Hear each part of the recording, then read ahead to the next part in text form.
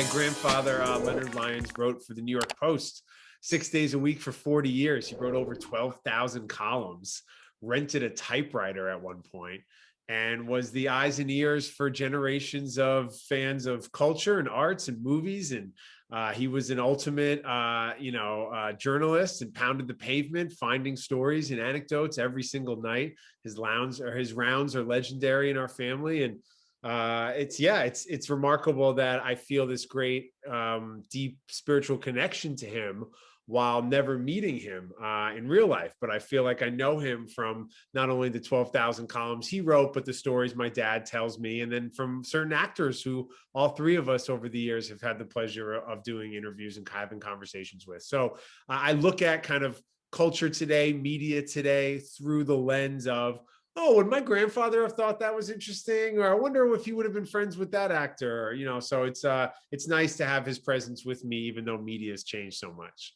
So that's interesting. You never met him. When did he pass away, if you don't mind me asking? I was born in 81, so it was a few years before that. I know, in the late 70s. My dad, obviously, that was his hero. Like all of us, for many of us, we're lucky enough to have our hero actually be our father.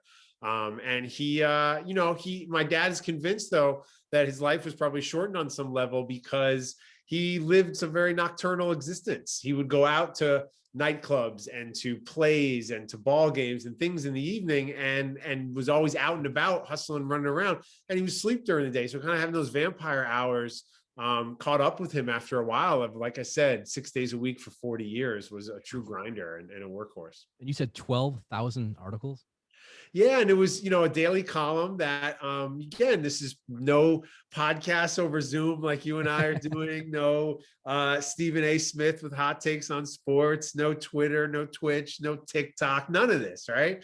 Different time. There were 8 daily newspapers, I think, at one point in New York City, and he had a column that, was a way for him to, bring audiences that were interested in learning what was happening in all of these legendary night spots like Toots Shor's and Sardi's and 21 Club and all these legendary spots in New York. He was kind of eyes and ears, but he did it in a way that ingratiated himself to the stars and to the artists and to the politicians and leaders and thought leaders of the day in a way where he really ingratiated himself, became dear family friends with these people. And that sort of changed a little bit over the years, obviously, due to limits of technology, and just also the idea that fame feels so fleeting now. Back then, if you were famous, you were iconic. Like you earned your stripes, you earned your seat at the table. It wasn't just, flash in the pan stuff. So a lot of differences in culture and how it was documented, but definitely feel his spirit. And again, 12,000 columns.